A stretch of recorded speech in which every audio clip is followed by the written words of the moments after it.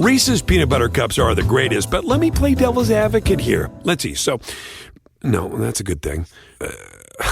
That's definitely not a problem. Reese's, you did it. You stumped this charming devil.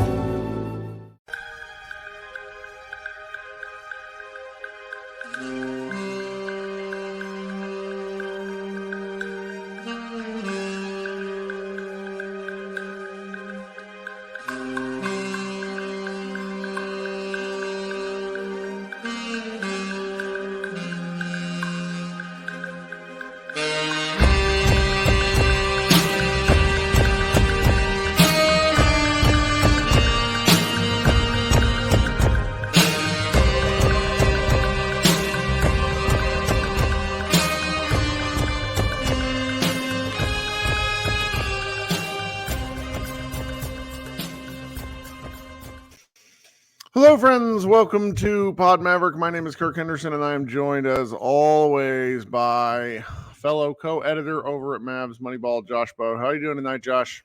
I'm doing good. It's been a little bit. It has been. I'm sorry about that. No, it's okay. It's March. It is the March doldrums of the basketball matters, but we're all kind of in the blah. And yeah. I was honestly, if anybody gives a shit, I was working at my real job until about 3 a.m. So I was not doing anything fun. Josh and I were basically competing to see who could whine more prior to that game beginning. Man, the Dallas Mavericks just beat the Jazz 115-105. They are now 42-29. I believe, let's take a look at the standings. I believe after that loss, that kind of inexplicable loss by the Suns, the Dallas Mavericks are a half game up. They are in sixth place as of right now. I'm pretty sure that if the Kings, who are up against the Sixers by 15, if they'll overtake the Mavs by the end of this podcast, but that's neither here nor there. I'm happy with 6. It's pretty fun. Yeah, of course. Solid win. Obviously, it didn't look great in the first quarter, but this was one of those games where basically since the first quarter, the Mavericks kind of quietly controlled the game. This would be a game if you played this game in reverse. It would have been like a Mavericks blowout that they just kind of eased into a win. And those points at the end would have been considered garbage time. Because really, after the first quarter, I mean, they got their act together. Obviously, they weren't ready to play to start. Don't know if that was the 3-day layoff, but after that first quarter ended, I mean, the Jazz only scored, I think, 66 points in the final 3 quarters, which is really good, really, really good. And the Jazz aren't very good. So the Mavericks did what they had to do. They won on the road by double digits against a bad team. I mean, that's about as much as taking care of business as you can get without it being a total laugher. So obviously first quarter wasn't great, but it was clear it wasn't it was just more, they're not into the game yet. They were very much still on their 3-day break, which is kind of weird to have that long of a break in March before a season's over. So, once they got their sea legs under them and they were ready to play, they handle their business. So let me offer you a little statistical anomaly that I find particularly interesting. I didn't share this with you before the game because I'm kind of curious to your reaction to it. In the 2021 season, in the 2021-22 season, which the Mavericks ended up heading to the Western Conference Finals, they finished the NBA season 42-30, 12 games above 500. Looking back through their win-loss record that year, they were only 13 games over 500 once. The game before the regular season ended, where they beat Toronto 114-110. The Mavericks, with 9 games remaining in the regular season, are now 13 games above 500. And so for all of our, in my opinion, quite justified consternation about the sort of baffling nature of these Mavericks when they came out from the All-Star game and lost 5 of 6, they are in an absolutely fantastic spot. Oh yeah, they really are. They've turned it around. A lot of different factors contributing to that, of course. Schedule helps mightily. That's one. Obviously, they've cleaned some things up. Luka has looked good.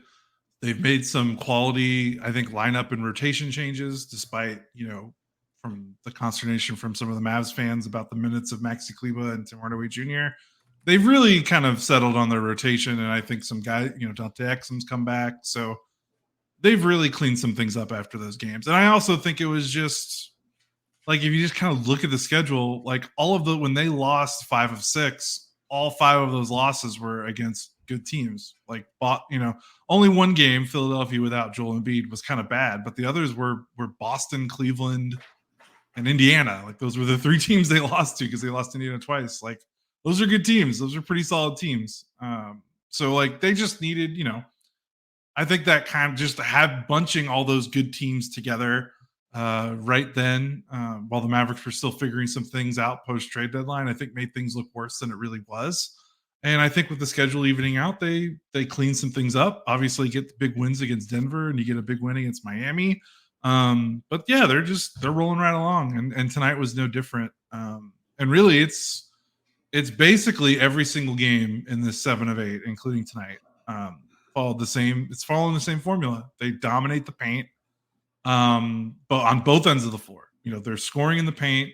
They're walling off the paint defensively. They're not hitting threes, but they're still getting out in transition. The threes they're getting are good. They are good. Yeah.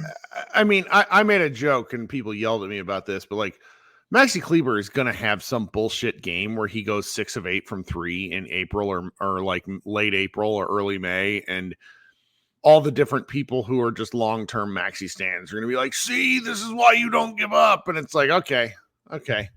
Like Hardaway, is a classic example of the shots that they're getting tonight. Like, he finished 3 of 9 from 3, 5 of 14 from the field. And his looks, all but the one where he thought he got fouled, were really fantastic. Yeah, and I thought that the Mavericks actually, like, if he's going to play, because 29 minutes is actually, I want to say that's the most minutes he's played since aside from the game Luka missed against Oklahoma City Thunder, and he only played that many because Luka wasn't, Luka was sitting out with a sore hamstring. Right. They at least, they played him a lot, and they did because he, like you said, he was open.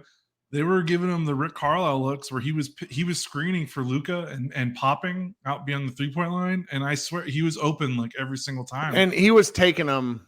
And they were good shots. You can't not take those shots. It hurts me to kind of praise Maxi because I'm sort of so tired of it all, even though I understand what the numbers say. But I felt as if he was taking the shots with a little less oh fuck to the mechanics. Yeah, I think so.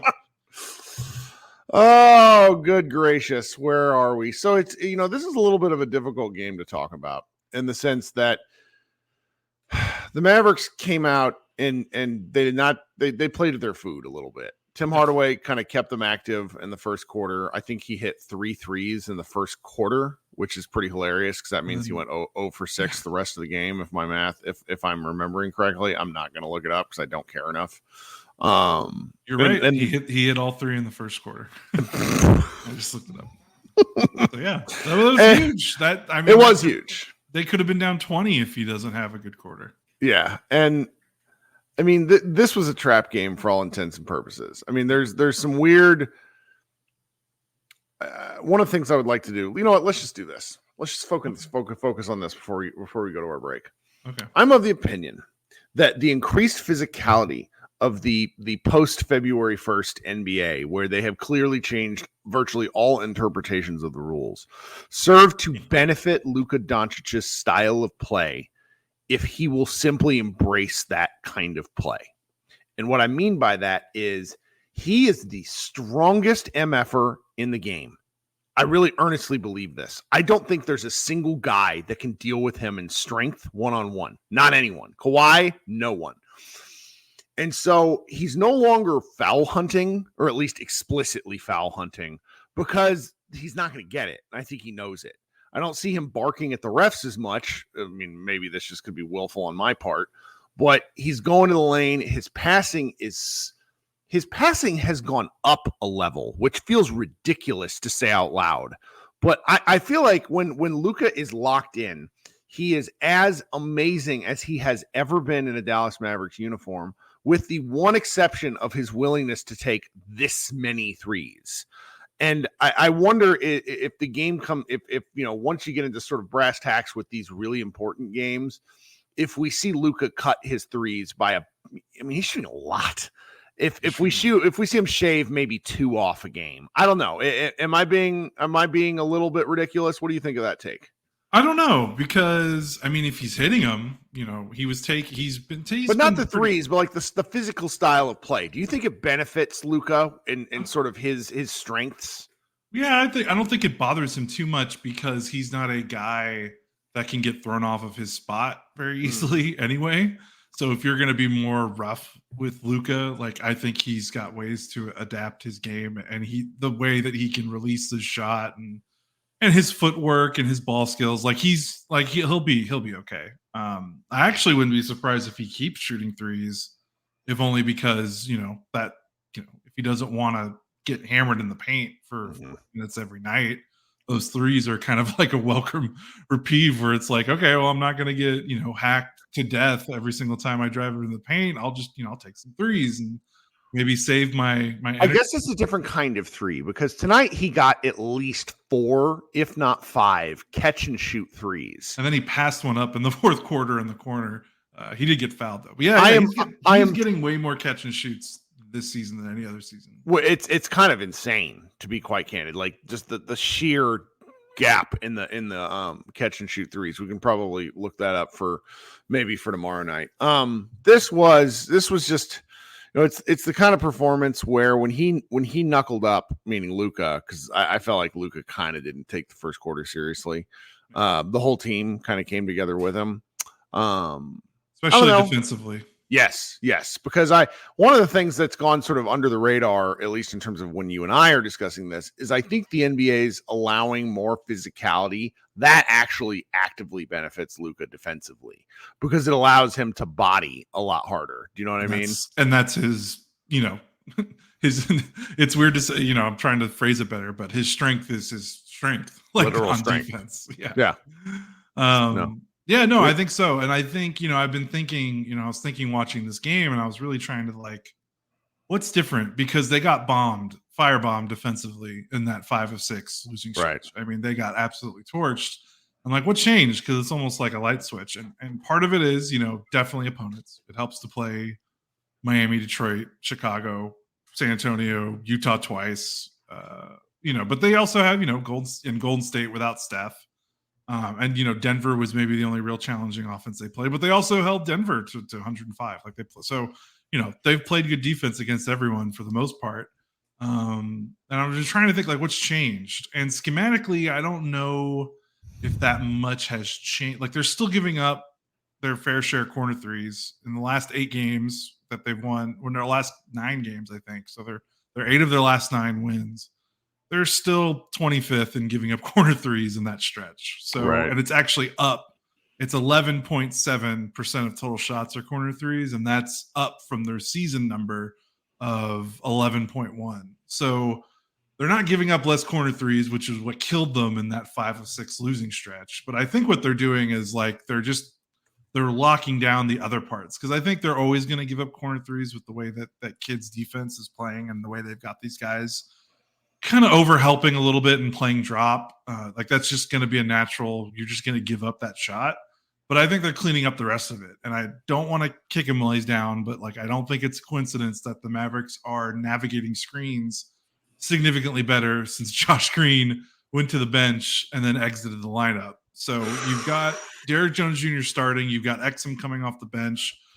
Like, those guys are getting, like, if you're going to play drop, we talked about this before. Like, if you're going to play drop, the only way you can succeed is if you've got guys that are guarding the ball handler that can get over the screen to help your big, so he's not just in an island guarding 2-on-1s in the paint where you're either giving up a wide open pull-up jumper to a ball handler, or you're giving up something at the rim like a lob or a pocket pass to the dive man. And I think Jones and I think Exum have been great at not only, like, fighting over the screen, so it's not so clean for the ball handler to get that ramp, that runway to the rim, but they've also been playing the pocket pass pretty well too. Like, and Tim Hardaway Jr. actually had a couple of decent plays as the defender in the pick and roll as well. He had 3 steals, and Jones had 1. Exum didn't have any, but he played pretty well. And I think that's a big difference because, let's be real, Josh Green, when he gets screened, the Mavericks are guarding 4-on-5 when he gets screened. And I feel like that's been happening less since he's been to the bench and now out of the lineup, and you get more minutes for Jones and Exum, who are much better at navigating those screens. And Lively and Gafford have been huge, figuratively and literally huge. They are guarding the rim exceptionally well. They're still giving up threes. They're still giving up corner threes. Utah took 39 threes. Yep. But they're playing worse shooting teams. The Jazz aren't a good shooting team, so that helps. And they're not giving up anything at the rim. They have locked down the rim really well, which is kind of what you do. That's kind of what the main purpose of a drop, right? Is we're at least going to make sure we're not giving you the rim. You're going to get some open threes, and the Mavericks were giving up maybe a little bit too many in that losing stretch. But man, they're Gafford and Lively are locking down the rim. Jones and Exum are fighting over screens to make things a little bit harder.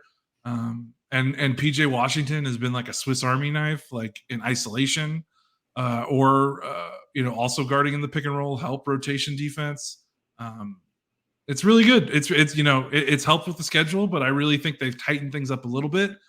They're not completely different. They're still kind of that same team that lost 5 of 6 defensively, but they've just made enough changes on the margins, plus Josh Green being out of the lineup, that I think it's made a big difference. That's so interesting. The lack of Josh Green in the lineup is not something I would have considered to be beneficial, and I think that's something that's going to be worth exploring. Trying not to kick the guy while he's out, but he hasn't had a good season defensively. He just hasn't. So the Rockets lost Alpern Sengun, how you say his name, and they've just gone on a fucking run. And he was essentially considered their best player. But by removing him from the lineup, they're playing very differently, and they found something new. It's hard to say if it's better at this point in the year, but it's different, and sometimes that just happens. Yeah. So, all right, so we're going to go to a break here. Josh is going to fix his camera, which I promise he doesn't even realize is broken because he's not on the same screen as I am. Box scores, I'm sorry. It's been like 8 minutes. The chat is losing their minds. Sorry. So while you guys are here, if you guys could do me a favor, if you could head down and like this live video. While you're there, if you could consider subscribing. There's something else you can do to where you really get notified every time we go live. I try to post these things to let everybody know in advance, just as often as possible, both on YouTube and otherwise. If you are listening, we're all the way up to 2,620 subs. I think a fun goal maybe for the end of the Mavericks playoff run, and preferably NBA championship, I would be 3,000 subs. That'd be nice. I set 5,000 at the beginning of the year, but that was kind of ridiculous, and I found that out relatively quickly. If you're listening on an audio stream, if you could give us a like, if you could, if you could give us a subscribe, if you could shoot me a email, if you could leave us a comment on whatever podcasting feed you listen to. I see all that stuff. It's something we are very, very appreciative of. Now we're going to go ahead and leave just a quick break here for audio ad insertion. If you like supporting our podcast, that is the one way that Josh and I actually get paid whatever beer money we make from this thing. So we will be right back. Thanks for hanging out. Football season may be over, but the action on the floor is heating up. Whether it's tournament season or the fight for playoff home court, there's no shortage of high-stakes basketball moments this time of year.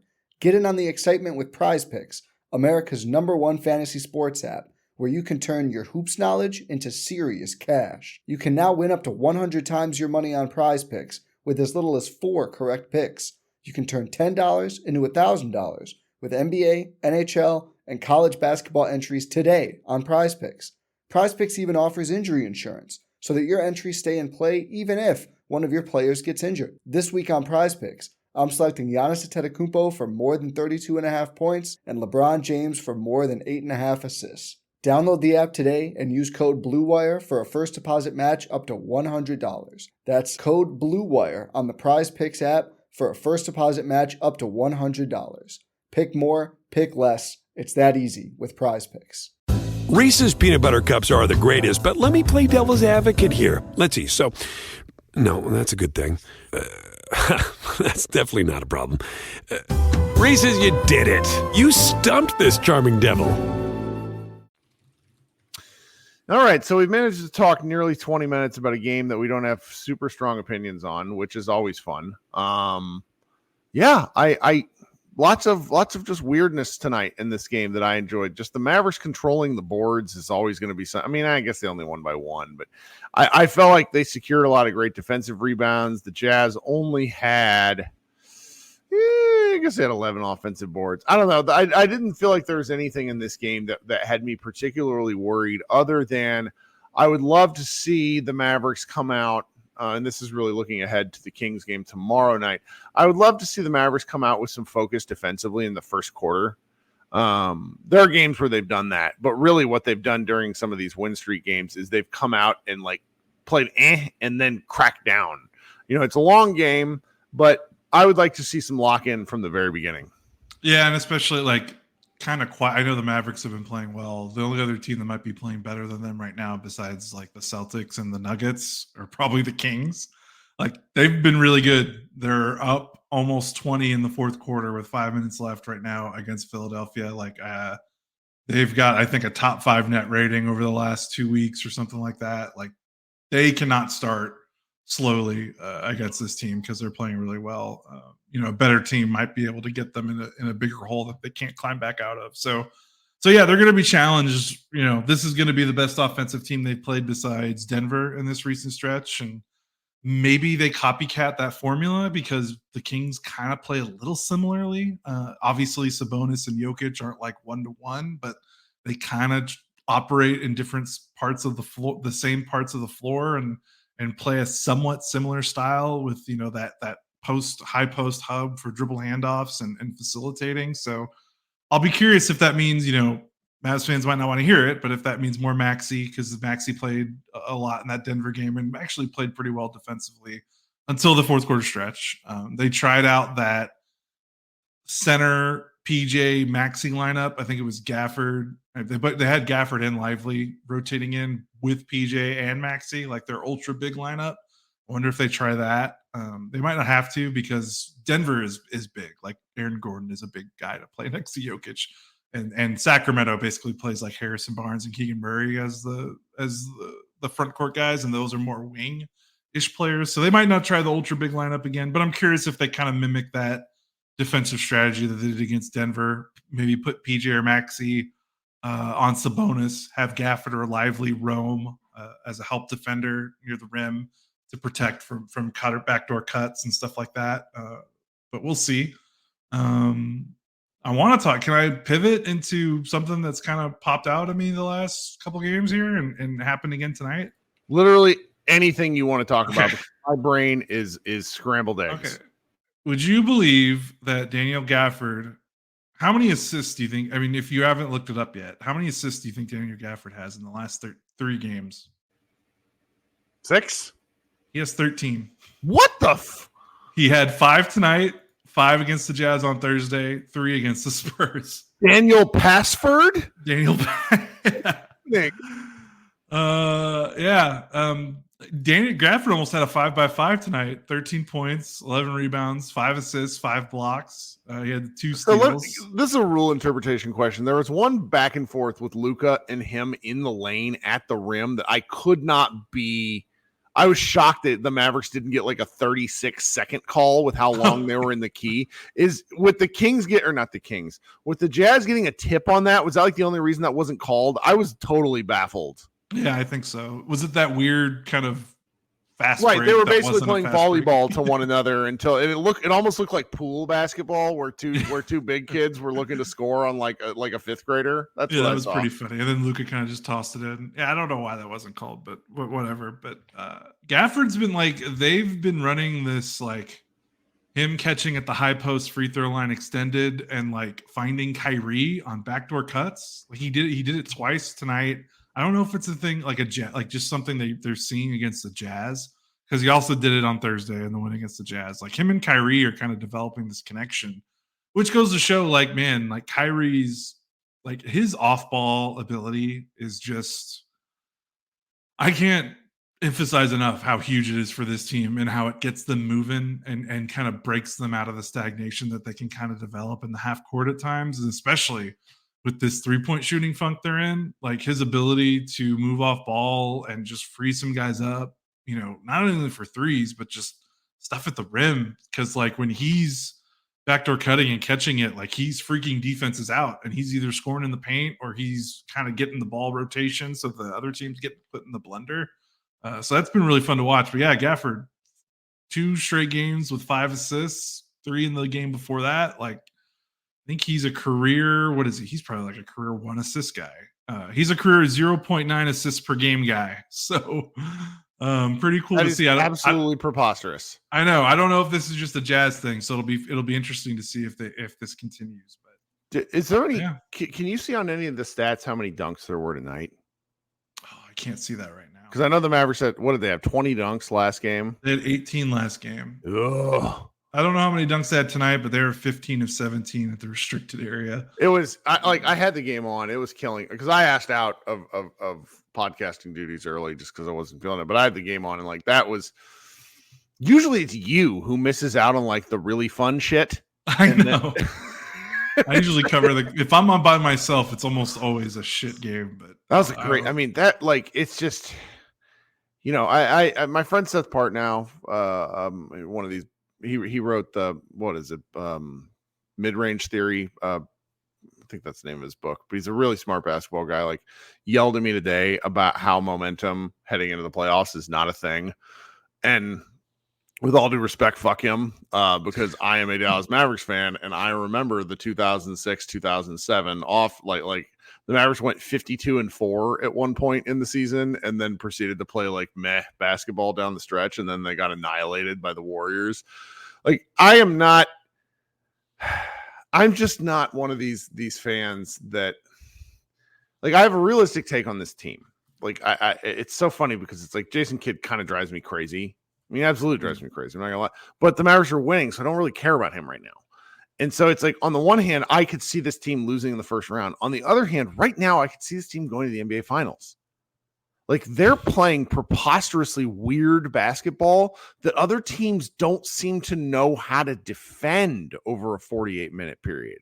I mean, I love the Nuggets game is kind of the one weird outlier because my friend Adam Mares, who helps run the DNVR website and all their podcasts and stuff, and the All Cities basketball podcast, he's like, well, this is just what Denver does. They just lock teams up in the fourth quarter. And I'm like, the Mavericks played stupid basketball against Denver in the fourth quarter. I don't want like they were playing prevent offense, and then they insisted on playing Maxey, who flurbed down the lane. Like right now. Win streak boosted, but I really feel like the Mavericks could beat anybody. Like this is where I am right now. We still got 9 games to go. 11 games to go. So things could, of course, go down the shitter. But it's kind of fun. It's kind of fun. Yeah, I mean, you start feeling like that when you can beat teams without having to hit 23s. Like sustainably sourced basketball.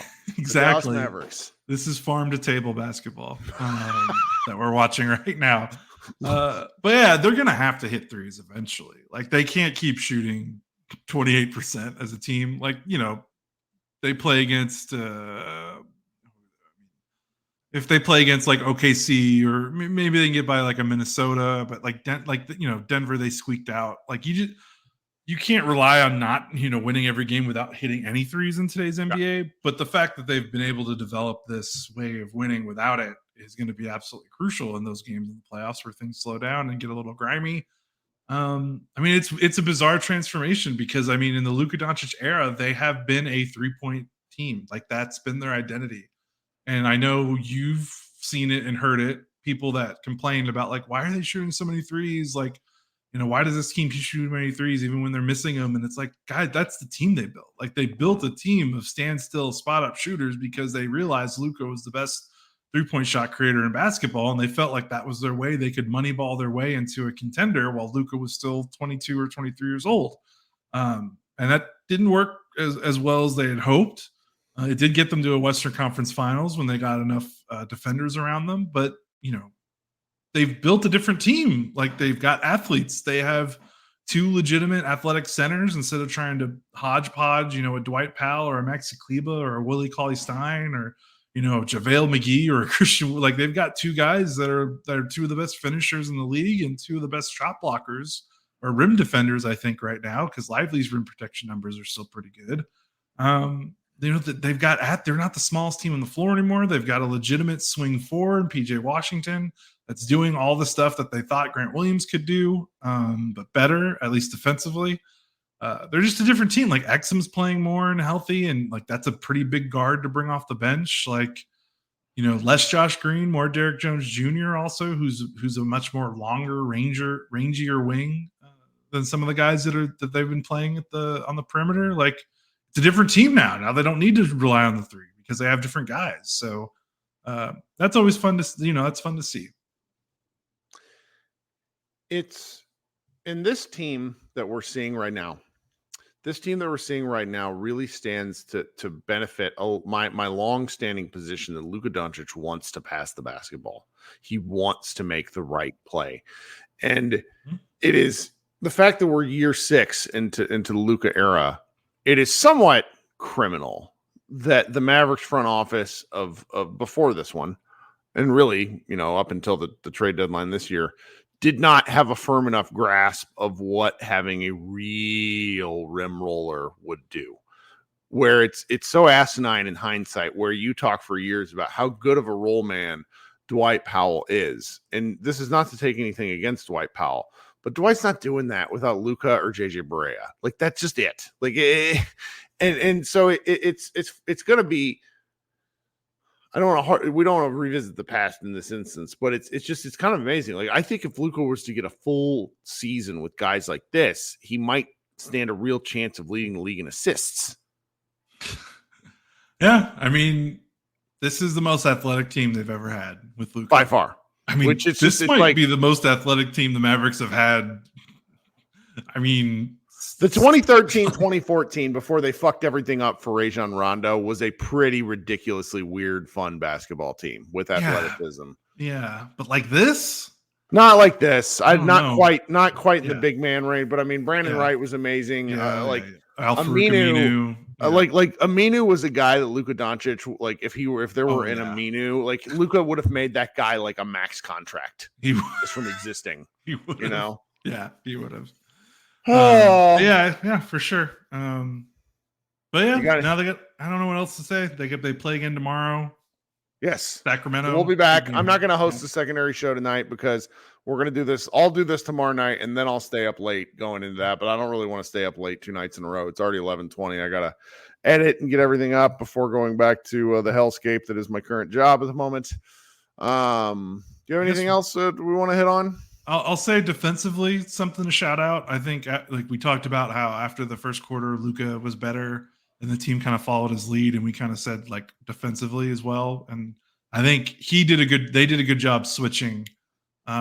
I thought the Jazz in the third quarter, really, they were deliberately picking on Luka with Markkanen, like getting Luka switched on to Markkanen. And I thought Luka did a pretty good job holding up in 1-on-1 against him in the second half. And I think that was huge to them getting that lead and extending it and coasting. I mean, they didn't coast toward the end, but kind of winning comfortably. I'll just say that.